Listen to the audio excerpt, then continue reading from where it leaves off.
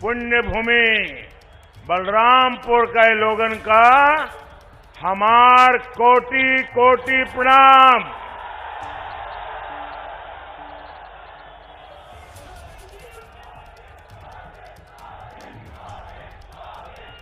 सबसे पहले तो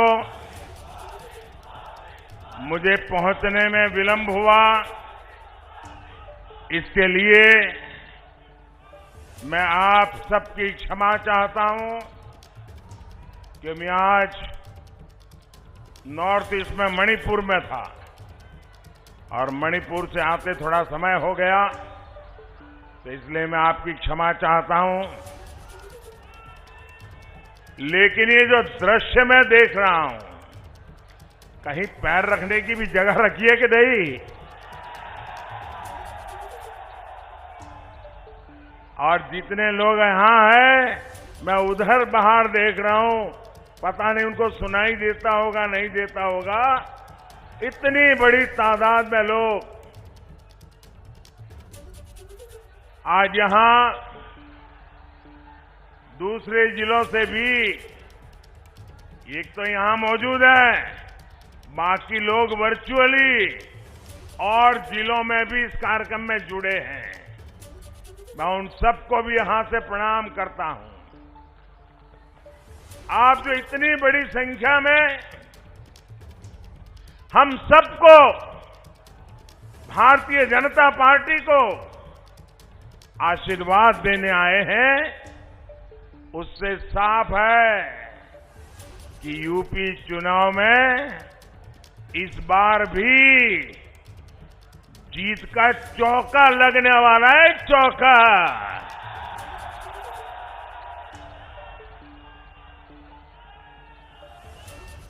एक बार 2014, दूसरी बार 2017, तीसरी बार 2019 और इस बार चौका।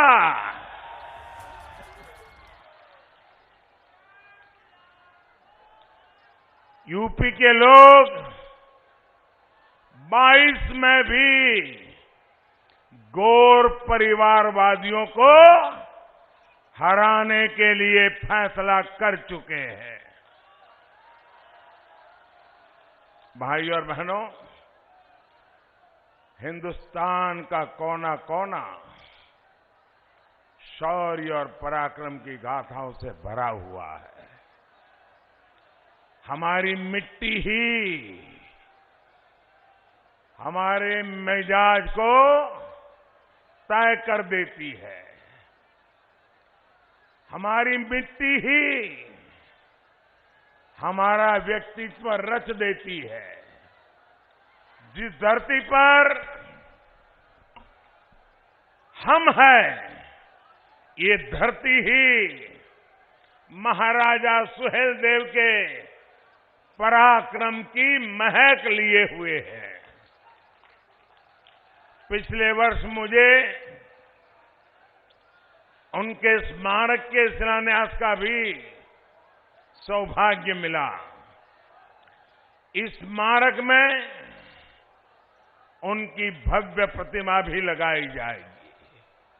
साथियों, आप देख रहे हैं इस समय दुनिया में कितनी उथल पुथल मची हुई है।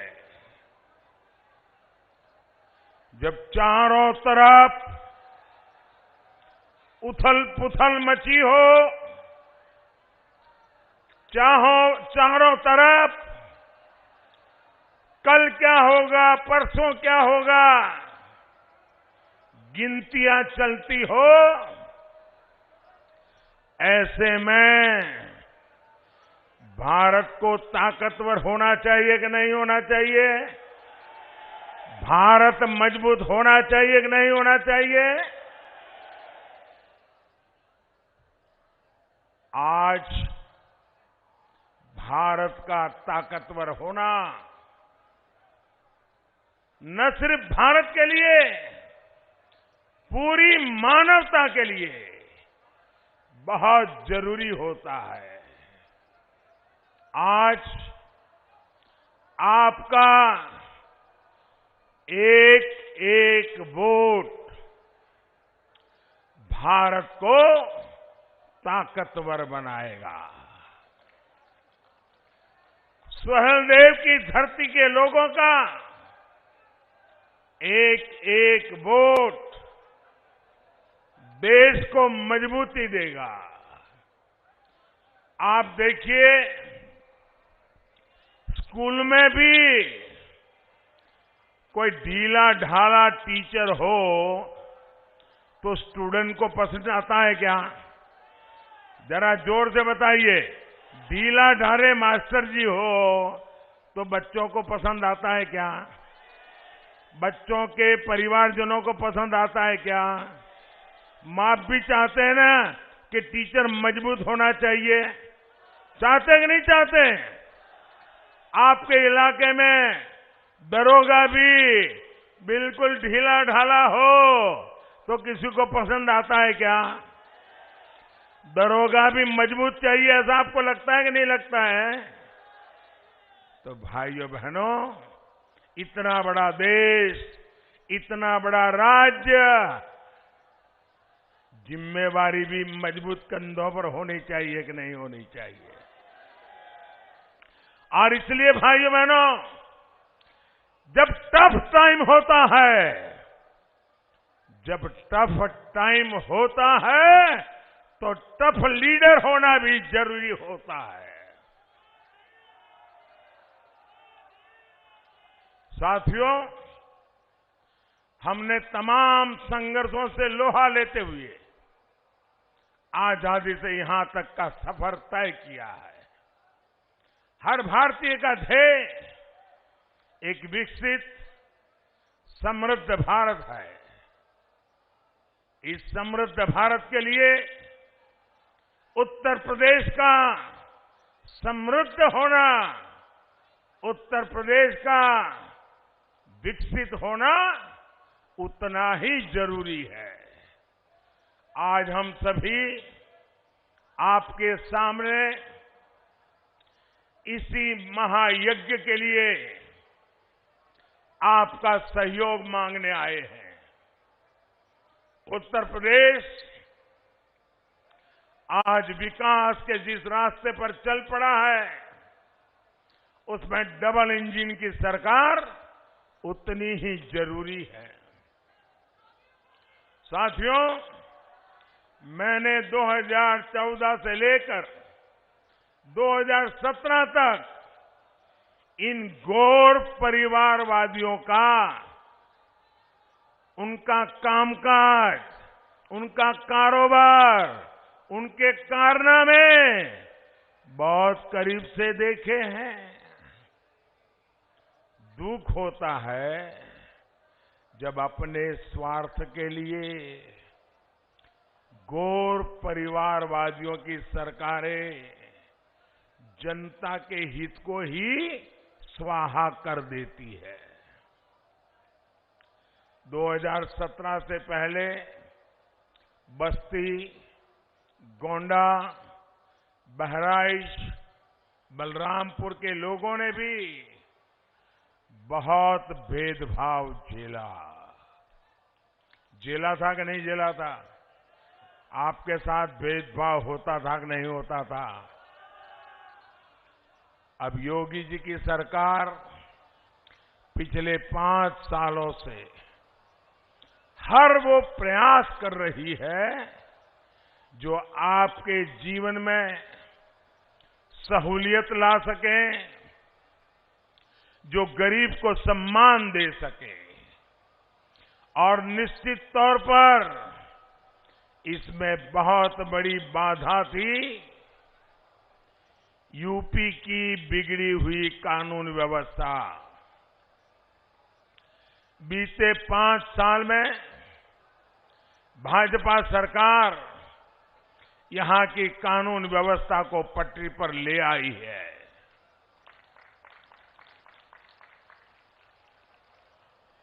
वो जो आपके हक की जमीन पर बैठे थे, वो जो आप पर भय बनाकर बैठे थे, वो जिनके डर से आप घरों से निकलने से बचते थे, जिनकी वजह से हमारी बहन बेटियां परेशान थी, वो सब आज काबू में है। लेकिन अभी ये पूरी तरह न सुधरे हैं न समझे हैं, वो मौके की तलाश में है। अभी वो अंतिम सांस ले रहे हैं। अगर दोबारा इनको मौका मिल गया तो उनकी जान में जान आ जाएगी। आने देना है क्या? आने देना है क्या? भाइयों बहनों, ये जो समझ नहीं रहे हैं, अभी भी सुधरे नहीं है, अभी भी आखिरी सांस ले रहे हैं और बदले का भाव लेके बैठे हैं, उनको दोबारा खड़े नहीं होने देना है।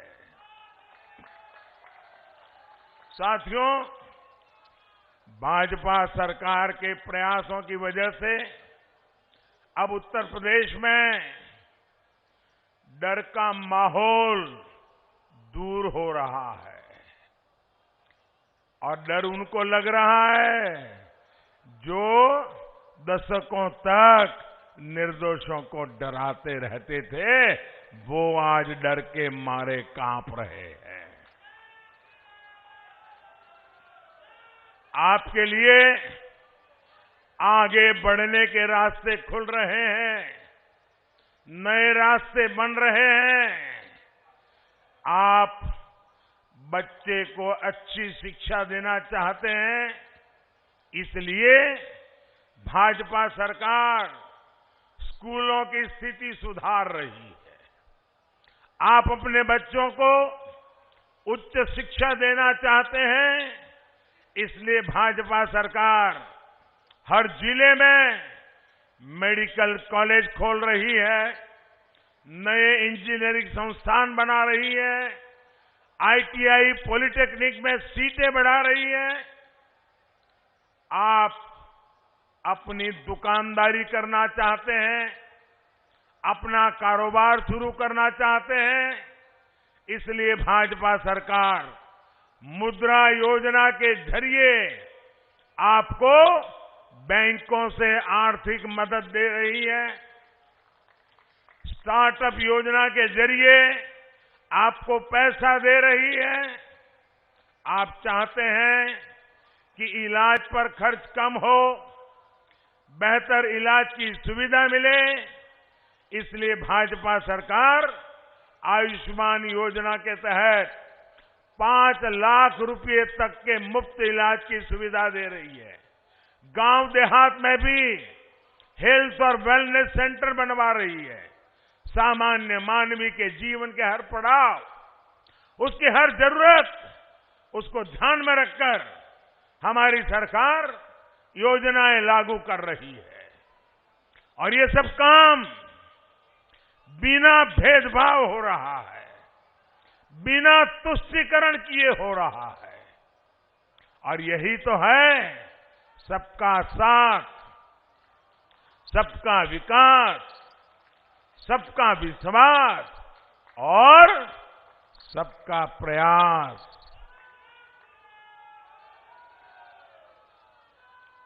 मैं आपको एक उदाहरण देता हूं। साथियों, आप सभी को पता है कि गरीब के घर में अनहोनी हो जाए, कोई दुर्घटना हो जाए तो उस परिवार पर क्या बीतती है। पैसे की कमी तो गरीब के जीवन पर दोहरा संकट ला देती है। गरीब की इसी तकलीफ को समझते हुए हमारी सरकार ने प्रधानमंत्री जीवन ज्योति बीमा योजना और प्रधानमंत्री सुरक्षा बीमा योजना शुरू की थी। और हमने प्रीमियम कितना रखा था? एक योजना के लिए सिर्फ 90 पैसे, यानी एक चाय की कीमत से भी बहुत कम, एक कप चाय से भी कम कीमत में रोज का 90 पैसा आपका बीमा उतारना। और दूसरी योजना के लिए हमने इन्हें कहा कितना था? 1 महीने का 1 रुपया, 1 महीने का 1 रुपया। इन योजनाओं के माध्यम से हमने गरीब को 2-2 लाख रुपए का सुरक्षा कवर दिया, 2-2 लाख रुपया। आज यूपी के 4.5 करोड़ से ज्यादा मेरे गरीब भाई बहन इस योजना से जुड़े हुए हैं। और आपको खुशी होगी, इस सुरक्षा की वजह से भी यूपी के गरीब परिवारों को बीते वर्षों में करीब करीब 1000 करोड़ रुपए की मदद उनके खाते में सीधी पहुंची है। 1000 करोड़ रुपया। हमारी सरकार संकट के समय कभी भी किसी का साथ नहीं छोड़ती, बल्कि गरीब परिवार का संबल बन करके खड़ी रहती है। भाई और बहनों, गरीबों के लिए सरकार की इसी संवेदनशीलता को आपने इस कोरोना के काल में भी देखा है, महसूस किया है।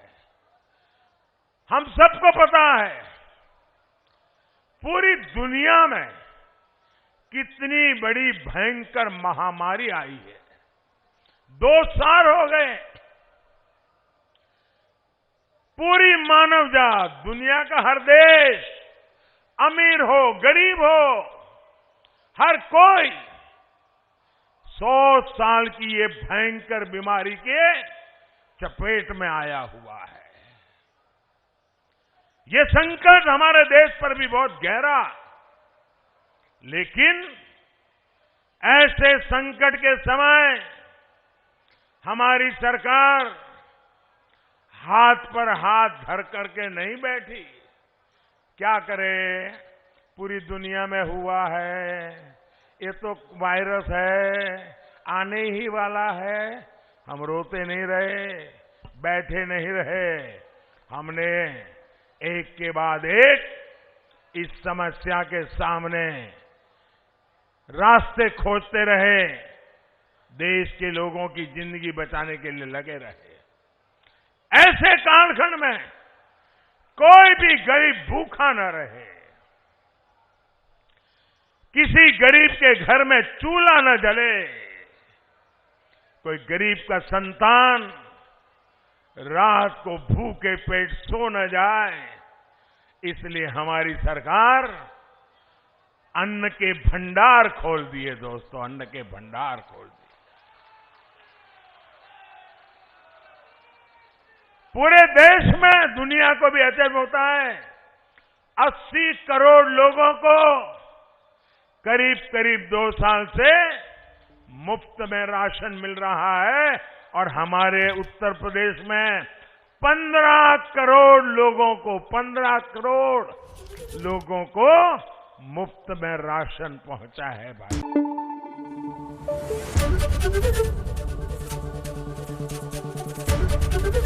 एबीपी न्यूज आपको रखे आगे।